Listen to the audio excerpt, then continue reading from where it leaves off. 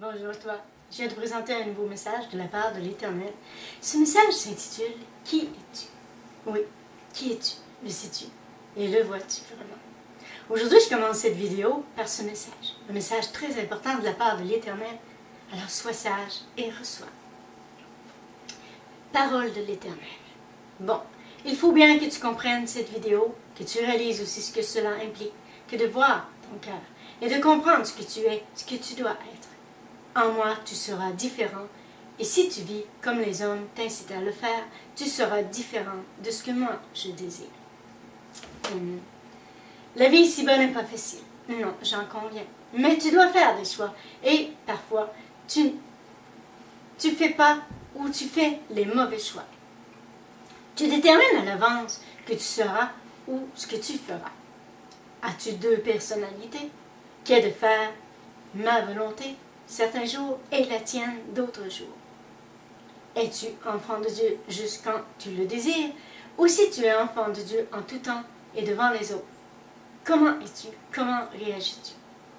Tu vis ta vie, c'est vrai, mais comment la vis-tu? Tu es comme bien des gens, pour ne pas dire tous en réalité. Certains jours tu vis ta vie, et ta vie démontre que tu n'es pas en moi, que tu es plus du genre à ressembler aux hommes de ce monde, pour bien paraître, pour ne pas être jugé ni critiqué, encore moins rejeté. Je te demande de me ressembler, tu n'es pas un vase vide, de quoi es-tu rempli? Tu dois te laisser remplir de mon esprit, pour que mon eau vive soit en toi et que tu sois un vase d'honneur pour me servir. Tu dois me recevoir pour ton bien et celui des autres. Je t'aime, pense-y. Amen. L'Éternel nous parle aujourd'hui de nous faire comprendre que notre vase est précieux pour lui. Il arrive qu'il doive briser notre vase et modeler un vase nouveau. Il est écrit dans le verset 2, Timothée 2, 21. Si donc quelqu'un se conserve pur en s'abstenant de ces choses, il sera un vase d'honneur, sanctifié, utile à son maître, propre à toute bonne œuvre. Il est écrit dans le verset Romains 9, 21. Le potier n'est-il pas maître de l'argile pour faire avec la même masse un vase d'honneur et un vase d'usage vide? Il est écrit dans Jérémie 18, 4. Le vase qu'il faisait ne réussit pas. Comme il arrive à l'argile dans la main du potier, il en refit un autre vase tel qu'il trouva bon de le faire. Il est écrit dans le psaume 51, 17. Les sacrifices qui sont agréables à Dieu, c'est un esprit brisé. Ô Dieu, tu ne dédaignes pas un cœur brisé et contrit. Bon, ce n'est pas que l'Éternel soit méchant à notre égard. Non, mais le vase que nous sommes ne peut pas porter son amour. Il est écrit dans Matthieu 9, 17. On ne met pas non plus du vin nouveau dans de vieilles outres.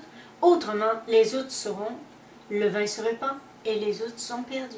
Mais on met le vin nouveau dans des outres neuves, et le vin et les outres se conservent. Amen. Bon, ce n'est pas moi qui le dis, parce que tout est écrit dans la Bible. Il suffit de savoir et de voir la vérité telle que notre Dieu le dit. Es-tu comme il désire? Ça, c'est important de savoir et de voir, de comprendre. Es-tu comme il te demande, ou tu es comme une cymbale vide qui résonne? Dans la Bible, il est écrit dans 1 Corinthiens 13, 1. Quand je parlerai les langues des hommes et des anges, si je n'ai pas l'amour, je suis comme un airain qui résonne, ou une cymbale qui retentit. Vois-tu? Toi, tu crois que tu es correct et devant la face de l'Éternel, la vie est en règle et bien ordonnée. Mais est-ce le cas? Oui, est-ce vraiment ton cas? Car vois-tu, l'homme va toujours à l'encontre de sa volonté et il se croit en accord avec la volonté de l'Éternel. Il a donné des enseignements, des ordonnances, des commandements à respecter et mettre en pratique. Est-ce que tu les respectes? Est-ce que tu mets en pratique? S'il est ordonné de ne pas mentir, est-ce que tu mens? Car chaque jour, le mensonge fait partie intégrante de nos conversations, que ce soit pour se cacher ou pour éviter les gens ou certaines situations. Ouais, même pour éviter de dire la vérité, dans bien des cas, ou pour ne pas dire tout le temps, n'est-ce pas? Il est écrit dans Jérémie 9,8, leur langue est un trait meurtrier, ils ne disent que des mensonges. De la bouche, ils parlent de paix à leur prochain, et au fond du cœur, ils lui dressent des pièges. Il est écrit dans le verset Proverbe 19, 9, le faux témoin ne restera pas impuni, et celui qui dit des mensonges périra. Wow! Vois-tu, comme bien des gens, tu as de la misère à mettre en pratique, ou encore à accepter la vérité, comme ses ordonnances, ou encore ses enseignements. Puis tu te demandes ce qui se passe et pourquoi tant de malheur t'arrive. Ne te pose plus la question. Vis comme il te demande et t'ordonne, et tu verras qu'il te dira mieux. Le malheur des hommes, ils se font eux-mêmes. Oui, ils désobéissent et se rebellent en l'Éternel. Bon, c'est pas compliqué. Là, je t'ai parlé d'une seule de ces ordonnances. Je peux continuer avec un autre, si tu veux. Oui. Parce qu'il est écrit dans Deutéronome 5,19, tu ne déroberas point. Eh oui, tu ne voleras pas, autrement dit. Que peut-on dire ou que peux-tu dire à ce sujet? Voles-tu? Que ce soit le matériel ou encore la joie des autres, leurs pensées, leurs idées. Car il est dit, tu ne convoiteras pas non plus ce qui est à ton prochain. Il est écrit aussi dans le verset de Deutéronome 5,21, tu ne convoiteras point la femme de ton prochain, tu ne désireras point la maison de ton prochain, ni son champ, ni son serviteur, ni sa servante, ni son bœuf, ni son âne, ni aucune chose qui appartienne à ton prochain. Amen. Es-tu juste devant notre Dieu et devant les hommes? Es-tu un jour honnête et l'autre jour malhonnête? Vas-tu avoir deux personnalités, c'est ça. Tu n'es pas constant tous les jours, malheureusement. Tu es comme ceci un jour et l'autre jour comme cela. Mais tu dois être toi-même et en tout temps. Être constant, sinon tu as deux personnalités. Oui, un jour devant les hommes ou devant les situations, tu deviens indifférent. Pourquoi? Tu ne sais pas, tu ne comprends pas comment t'ajuster avec les autres et comment affronter telle et telle situation. Comment demeurer humble devant l'Éternel, être sincère, vivre dans la vérité. Tu parles, agis ou penses selon ce qui se passe, non selon ce que tu devrais être. Certains ne se rendent même pas compte de ça, mais toi, te rends-tu compte de ça? Veux-tu voir ta personnalité? Ou encore, veux-tu avoir une belle personnalité, selon ce que le Seigneur aime, exige et attend de toi?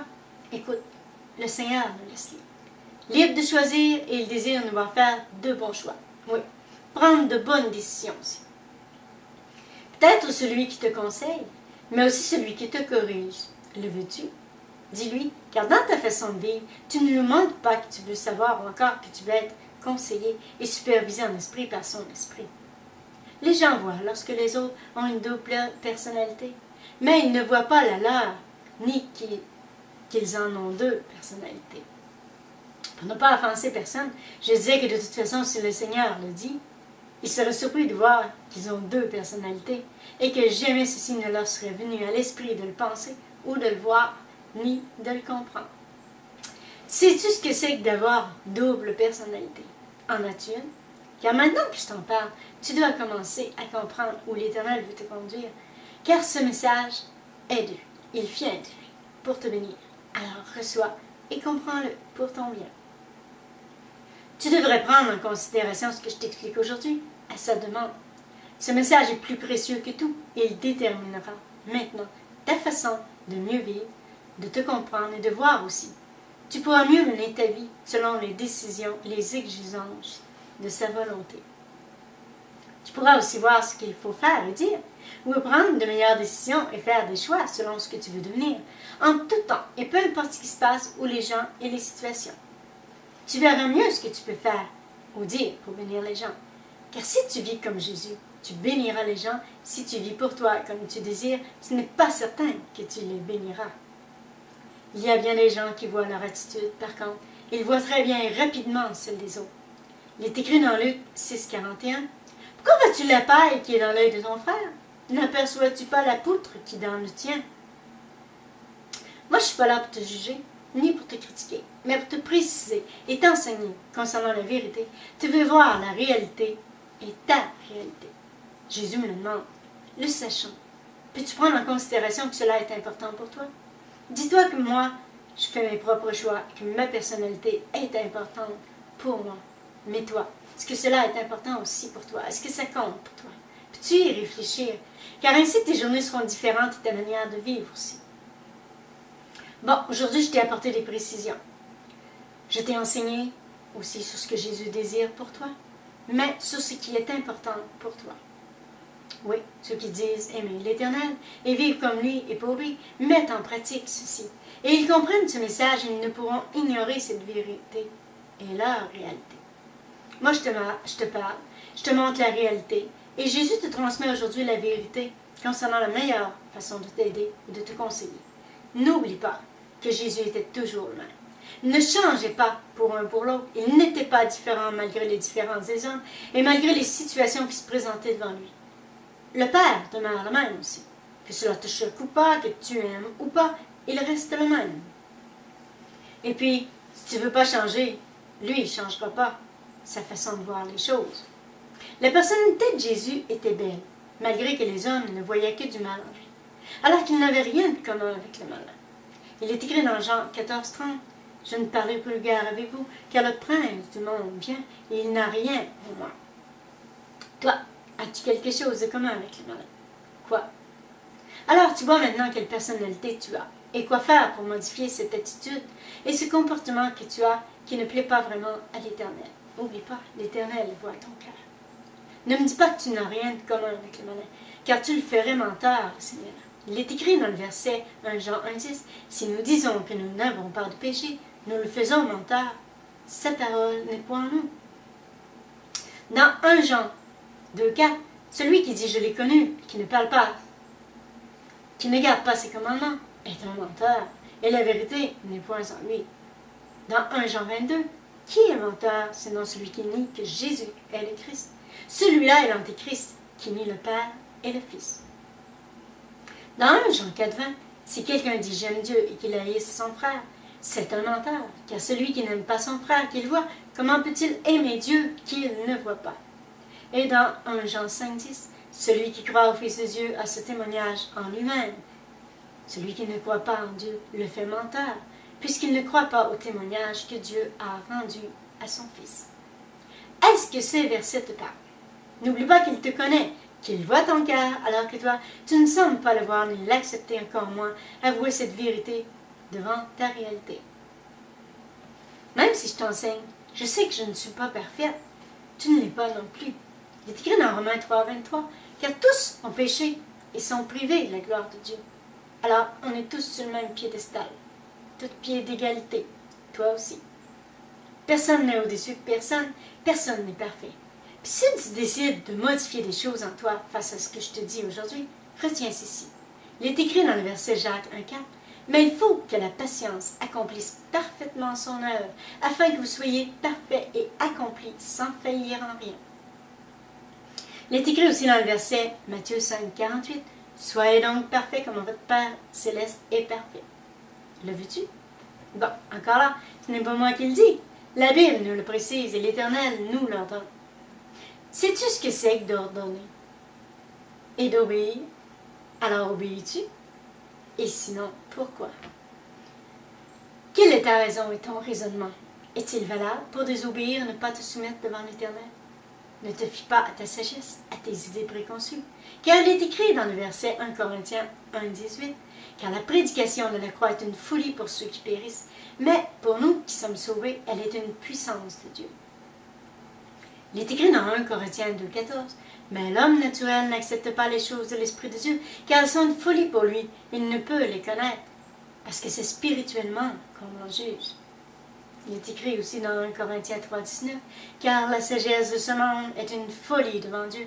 Aussi est-il écrit, il prend les sages dans leur ruse. » Qui dit Amen à ces versets. De te faire dire que tu as deux personnalités ne te plaît sûrement pas non plus, de toute façon. C'est la vérité et ta réalité. Le comprends-tu?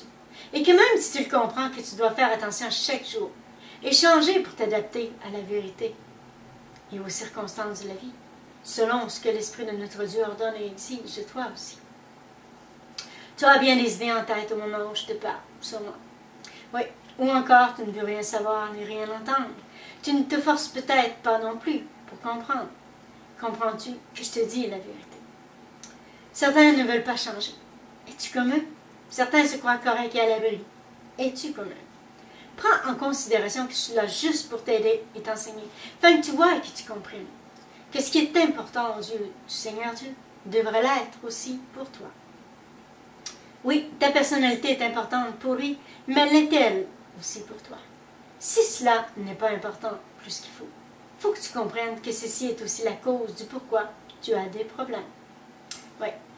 Le monde spirituel existe et tes dires et tes actions comptent beaucoup pour tout ce qui se passe autour de toi ou tout ce qui t'arrive. Mais toi, tu ne le sais pas vraiment. Sinon, tu ferais attention et tu comprendrais que tu avais besoin de cette information, de cette vérité pour voir cette irréalité que peu de gens voient vraiment. Il est écrit aussi dans Matthieu 12, 37, « Car par tes paroles tu seras justifié, par tes paroles tu seras condamné. » Vois-tu que ce n'est pas la faute de l'Éternel qui t'arrive? Non. Donc, choisis. Mais choisis bien, que tes décisions soient réfléchies. Car tu traces ton chemin par toi-même et un autre chemin si tu vas à l'encontre de la volonté de Dieu. Il est écrit dans 3 Jean 1,11, « Bien-aimé, n'imite pas le mal, mais le bien. Celui qui pratique le bien est de Dieu. Celui qui fait le mal n'a point vu Dieu. » Non, tu ne marches pas sur le chemin qu'il a tracé pour nous tous, tracé par Jésus. Tu te fais une personnalité et ce n'est pas telle que l'Éternel désire parfois, n'est-ce pas? Il est écrit dans Romains 7, 19, « Je fais le bien que je ne veux pas, je fais le mal que je ne veux, car je fais pas le bien que je veux et je fais le mal que je ne veux pas. » Excusez. Il est écrit aussi dans Romains 7, 18, « Ce qui est bon, je le sais, n'habite pas en moi, c'est-à-dire dans ma chair. J'ai la volonté, mais non le pouvoir de faire le bien. » Et toi, vois-tu ton cœur?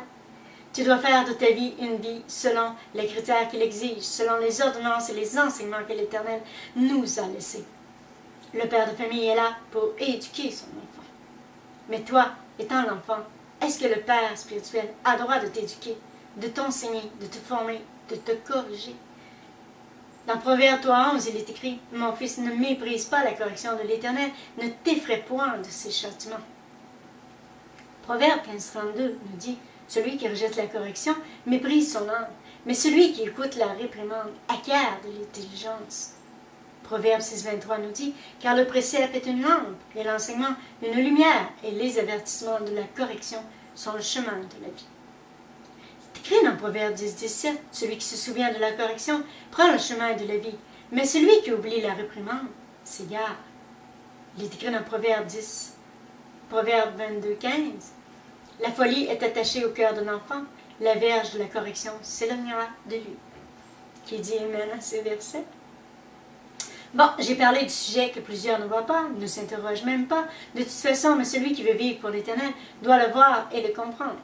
Oui, il est écrit dans le verset Job 2,10, mais Job lui répondit, « Tu parles comme une femme insensée, quoi? Nous recevons de Dieu le bien et nous ne recevions pas aussi le mal? » Et tout cela, Job ne pécha point par ses lèvres. L'homme doit s'examiner et sonder son cœur ou demander à l'Éternel de le sonder. Prends le temps de réfléchir à ce message, à te voir tel que tu es et de faire les changements qui s'imposent. Et tu verras que ta vie sera meilleure, que l'Éternel sera satisfait de toi et toi aussi. Oui, tu auras bien accompli ta vie. Il est écrit dans Ésaïe 1,17, « Apprenez à faire le bien, recherchez la justice, protégez l'opprimé, faites droit à l'orphelin, défendez la veuve. » Il est écrit dans Ésaïe 5,20, « Malheur à ceux qui appellent le bien, le mal bien et le bien mal, qui changent les ténèbres en lumière et la lumière en ténèbres, qui changent l'amertume en douceur et la douceur en amertume. » Le Seigneur t'aime. Voilà pourquoi il me demande de te parler de ce sujet important. Il veut que ses enfants lui ressemblent et demeurent les mêmes, tels qu'il nous le suggère, nous l'enseigne, nous l'ordonne. Maintenant, sais-tu qui tu es? Ou qui tu devrais être? L'Éternel te dit, va en paix. Mais va selon ce que mon esprit te conseille et je te bénirai puissamment. Je ne peux pas terminer ce message sans te lire ce verset important. Alors reçois-le dans ton cœur et conserve-le dans ton cœur. Il est écrit dans Deutéronome 30, 19. J'en prends aujourd'hui à témoin contre vous le ciel et la terre. J'ai mis devant toi la vie et la mort, la bénédiction et la malédiction. Choisis la vie afin que tu vives, toi et ta postérité. Amen. Tout ce que je t'ai enseigné aujourd'hui est écrit dans la Bible. Reçois le nom de Jésus. Maintenant, moi, je te laisse réfléchir à ce message et passe une belle semaine. Sois béni dans le nom précieux de Jésus.